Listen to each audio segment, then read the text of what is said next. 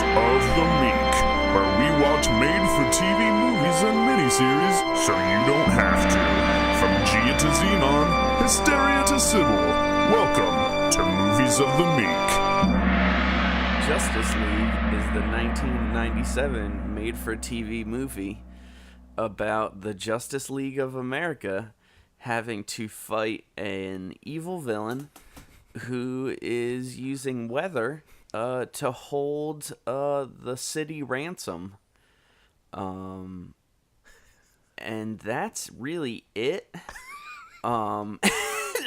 It's kind of it's the story about this girl Tori. She is the comic book character Ice, and she gets ice powers, and so it's really about her dealing with the fact that she now has ice powers and her getting recruited by the Justice League.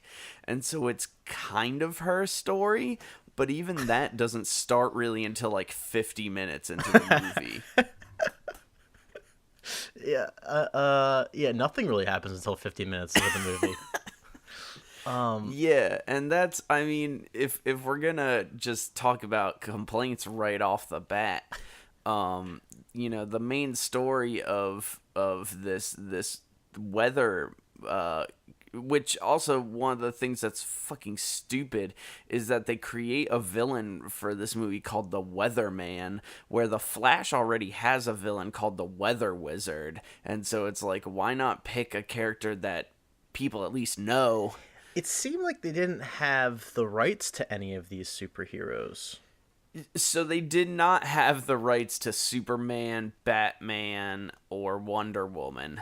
But do they even say, so for the Flash, do they call him the Flash in the movie? And then like Green Lantern, do they call him Green Lantern? Or I feel like they only address them by their first name. Like, I feel like they never called them by like the superhero names, so it's not surprising. That's an incredibly good point, and I don't think they do. Yeah. They call the Atom by his name, and even was it Martian Manhunter or whatever? Yeah. They call him by his first name. Every time they address him, it's by his name. Yeah, because he's the big property. Yeah. Good old exciting Martian Manhunter. Martian Manhunter. Yeah, so this is a Justice League movie without Batman and Superman. And Wonder Woman. Which is very thrilling. Very fucking weird. I mean, where do we even start with this one? It starts off with a good old interview segment. One of many. One of 900 that you're gonna see throughout this garbage film. This had the feel of like a Real World episode, kinda. Yep. It's so weird, Max. The whole thing's so weird. Like the fucking the superheroes, when they're being interviewed, act nothing like they do in the regular movie. Yeah. It's so weird. Like fucking the Flash's interviews, man, like that. Like they were incredible. It's also weird just because, you know, they're all the interviews take place after the events of the movie, and yet somehow they still don't really inform the movie that much. They don't inform anything. And they're always placed in the most bizarre places. Oh, yes, some of the stuff is so disjointed. Super harsh cuts between the interviews. Yeah. Fuck, dude. I mean, the Flash, I feel like the Flash interview, the first one, kind of made sense because they were trying to set up his character. Yeah. But what he said in the interview... Hey, I'm just like a regular kind of American guy, like pizza. I'm not really I don't sure know. what kind I like I'm bowling. doing. I like bowling. I don't know. I like bowling. I don't know what I'm doing in life. I'm just trying to figure some stuff out. His arc is fucking amazing. You know, they keep firing me from places because I'm too fast. But what am I gonna do about it, buddy? His whole thing is he can't find a job, or he's kind of a fuck up, right? Yeah, but so one of the main criticisms of this film is that it's basically like the show Friends, but with superheroes. And the craziest thing to me about this movie is everyone's living situations. Just because, so the Flash is very quickly in the film outed out as being homeless. We see him kicked out of his apartment because he can't pay rent because he doesn't have a job.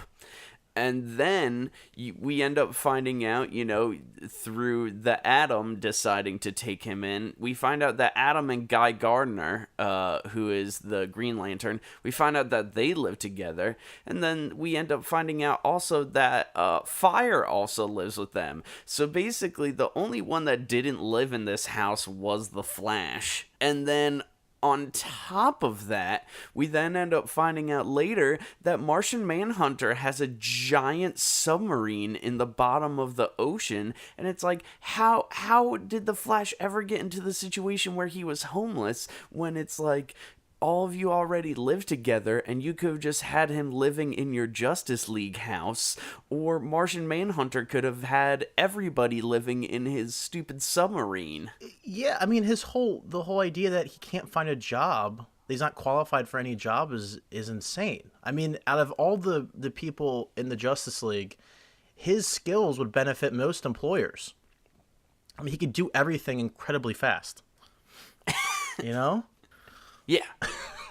Yeah, no matter what it is. Like, and also, fun fact, he should just be a chef because he makes a 7-course dinner. A chef. He ends up living with the Green Lantern, or he moves in with the Green Lantern after he gets kicked out. And he moves in with all of them. He's the only one that doesn't live with them. It's a running gag that he constantly cleans up the house and reorganizes things and cooks dinner really fast. And the whole time this is happening, he's saying how he can't get a job. He's really sorry. And I'm like, why don't you just clean houses? Yeah. Or do anything that you're doing right now? Yeah. But yeah, he's my favorite character. So same. Sadly. He had the most personality. Out of all those characters, and the best accent. Oh fuck! Oh my god! But okay, so like the first 20 minutes of the movie is, they're cutting back and forth and back and forth and back and forth and back and forth and back and forth and back and forth between these 5 fucking characters' storylines, and none of them intertwine other than when, they're Justice Leaguing. And even when that happens, you never see them together. No. I don't know if you also came to that conclusion, but only in the very last fucking frame of the movie when they all run together for like 10 seconds, that's the only time you see them together the entire film. Yeah.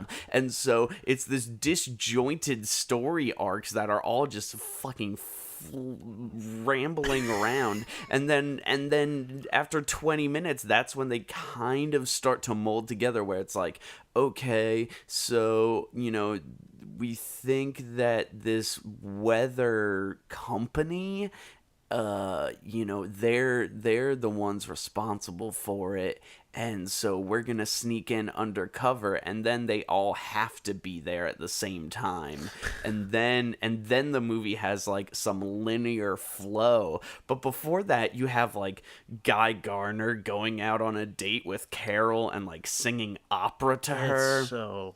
It's so weird, Max. What's the first crisis? The Weatherman. Yeah. It's just a lightning storm, right? Or like a wind. No, it's a wind. It's just wind at that point. It's just wind. It's just wind, and this is the first time we see the superheroes being superheroes, and it was like the strangest thing. Like all of them except for the Flash go and just try to save individual people. Yeah. Atom shrinks down and saves a cat. That part. I thought that was great. No, it was just silly, dude. And like the only person that does anything is the Flash.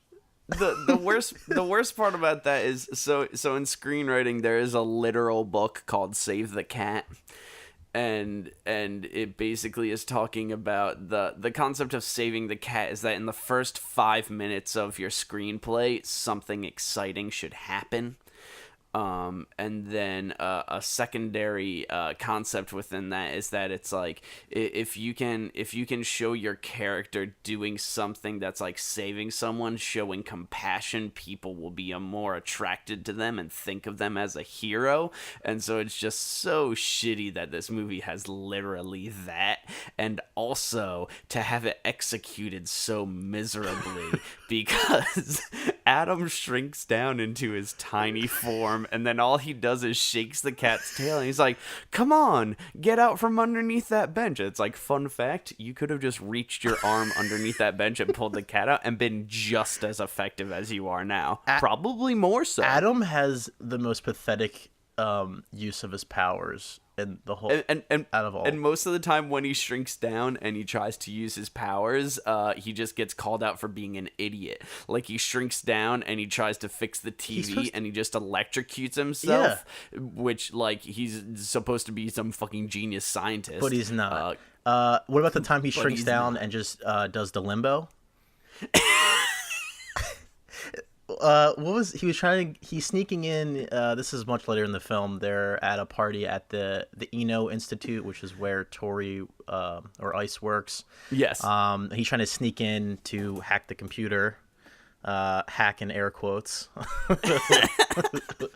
And he shrinks under the door, or I forget what it was, but he shrinks down and he sees something and he tries to bend under it, and the Limbo song plays. Yeah. For like a good 5 seconds, and then it just cuts back to the regular movie. Yeah. Yeah, Adam was definitely the lamest of the bunch. And his fucking love story with Tori, like, oh my god. Yeah, really smooth. Oh yeah, smooth. So going through the other characters and their relationships, because this movie is very much about dating and relationships, you know, because Guy Garner, Green Lantern, is trying to fix his relationship with Carol, which Green Lantern is infamous for having shitty relationships with women or using women as objects for storylines. Then you have Adam is trying to mac on Tori. And then the weirdest one is BB, who is Fire, and Martin. Yeah, but who is Martin in comic books? Is that even a character, or is that just someone they made? Of course not. Okay. He's like 17 years old. Yeah. Fire in this movie, has to be in her mid-30s. Yeah. And it's just this creepy fucking relationship where he's constantly trying to get with her, but he's buying her gifts and he's following her around, and it goes nowhere. It goes absolutely nowhere. He's just a literal stalker, and she plays along with it for a while because, like, she likes the attention. And then she finally is just like, I gotta cut this off. Yeah, and then, that's how it ends.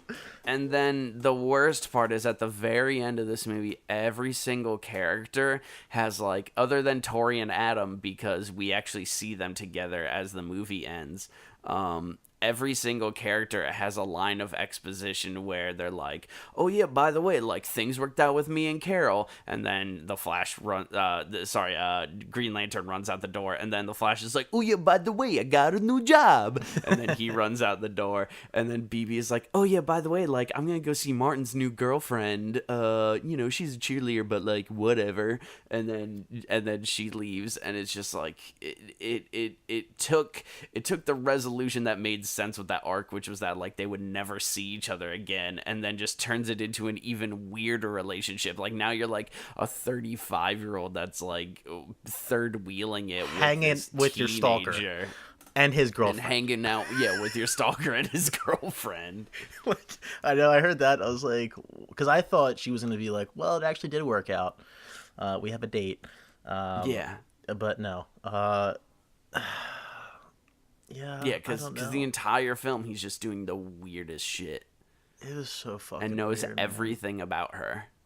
Why even have the Flash have job problems? Why not just shoehorn a love interest for him too, so they're all equal? And okay, if you have difficulties with like all of the rights to all these characters, fun fact, the Flash is like the closest thing you have to Batman if you don't have Batman, because the Flash is a fucking detective. That's his actual job.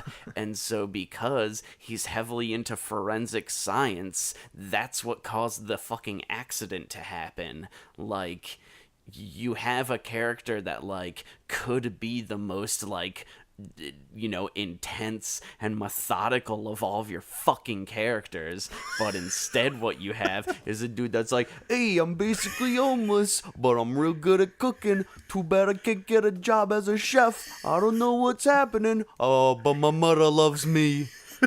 It's like, Jesus fuck. What a strange choice. Also, it's you know, they get these orders from this disembodied voice, you know, and you're like, I wonder what character they've been holding out on. You know, they have that sequence where, like, you know, they're trying to get Tori into the Justice League, because basically what happens is the stupid Weatherman has this stupid machine that he's using to manipulate the weather, and Tori is trying to figure out who the Weatherman is because she assumes it's someone in her office, which she assumes correctly. Good job. You killed it. Now, she assumes that it's someone in her office, so she's snooping around, and she stumbles on the Weatherman's machine, and it gives her ice powers. Somehow just her opening it up, which the dude's done probably a billion times to control the weather, somehow her doing it, she fucks up and gets ice powers. And so the fucking Justice League, they're like, hey, we think that you should join the Justice League and we can teach you how to use your ice powers. And so they're listening to this disembodied voice that's just trying to be like Charlie's Angels hardcore. You know, they're like, hey, Charlie. And he's like, you must use your powers to defend the city. All right. And it's this fucking stupid sequence. And I was like, okay, like, weird disembodied voice. Like, I do wonder now, like, there's a sense of intrigue. Who's that going to be? And that just turns out to be Martian Manhunter, and he looks terrible. Yeah. He has a bit of a gut, too. I don't think that was in the comics. Oh, my God. I mean, he had the best costume out of them, I will say. Because all their costumes are pathetic. I liked the Green Lantern one just because it was like a combination of like 3 Green Lanterns. Right. I also liked Fire's because of how close it looked to her actual real life outfits. Like the scene where so Martin is convinced that she is Fire, and so they use Martian Manhunter's ability to turn into anything. So he turns into her to convince him that, you know, that they're 2 separate people. And honestly, like, if she showed up and I saw both of them together, I'd be like, I mean, look at both of you. You do look exactly the same. Yeah, I love that whole scene because she's trying to convince her stalker that she is who she says she is. Like, that matters. Like, instead of just, like, leaving. Instead of just being like, yeah, go fuck yourself. She has Martian Manhunter come and become her, shapeshift into her as Fire. We should go back a little bit. I love so right after Ice becomes Ice, she gets her powers. Yeah. That whole scene where she saves the rollerblader. I fucking love that, dude. Like, she's walking through, I guess, what's Central Park or whatever in New Metro. Yeah. And, like, this rollerblader just fucking flies down this hill and falls in the lake. Immediately screams for help. Like, not even, like... Like, he's not even like, I can't swim. Yeah, he never says that. He just immediately screams for help. She gets in the water, and we can see at this point that the water is about shin deep on Tori. Like, she is standing up. Like, yeah. She freezes the lake with her powers that she can't control yet. The Justice League, it's cutting back and forth, and the Justice League just fixed their TV after Adam fucks up. and I think they see it. They see the news report about this, and they think Tori is the weatherman, so they kidnap her. Yeah. Which was very strange for superheroes to kidnap somebody. Yeah, it was a weird logic jump. Even a villain, really. But yeah, I just love that whole fucking scene. I thought it was. Yeah. I thought it was great. Yeah. Is it even worth going through the plot at all? Like, I know we typically like to move through the movie in order, but I feel like nothing happens for 50 minutes. Yeah. I think there's. It doesn't matter. There's like another scene where the weatherman does something to the city. I think it's like big hail or something. And the hail starts coming down. I think Green Lantern's talking to his girlfriend. Yeah, to Carol. Yeah, he's not in his costume. The hail starts coming down, and then he leaves, and she's like, "Oh, typical." Yeah. He comes back, and he just as Green Lantern, and he just uses his power to make an umbrella. Yeah. And then of course they all show up, and I love Fire shows up, and she just melts everything. Yeah. And then we hear somebody, I think it was Green Lantern, or no, I think it was the Flash, and he's like, "Fire's using her power of fire to melt the hail into rain." It's like, yeah, dude, we just saw that. Yeah. Like, she's doing it. I didn't know. You didn't know? Okay. I was like, what the fuck is she doing? Well, that's why they added that line then, I guess. Yeah. And like you were saying, like, it doesn't really make sense to walk through the plot just because, you know, the main plot of the Weatherman attacking this city doesn't really have that much escalation. You know, you never really see a whole amount of casualties. You never see like an entire section of the city frozen. There's never really any weight to anything that he does, and you're never really concerned about anything. No, because he has no motivation for what he's doing. I mean, he wants money. But the goal of the Institute is to harness the power of storms to power the world, which arguably is a way more profitable venture than ransom money. Yeah. Like, and they're on the verge of doing that, it seems like. Yeah. So the whole time I'm like, why is he even bothering? Why is he bothering doing this? But I also love how Tori, like, multiple times in the movie, like, after she gets her ice powers, has the ability to stop him, and she doesn't, like, every single time. She's like, oh, there's Mr. Eno doing something crazy. And then she walks away. So let's get nitpicky. So the Weatherman asked for $20 million, and then he asked for $10 million, and then he asked for $20 million. The $20 million doesn't seem like that much money for yeah. You know what I mean? Like the city. If I was the city council, I would pay that. Yeah. Because he's doing billions of dollars in damages to the city. Yeah.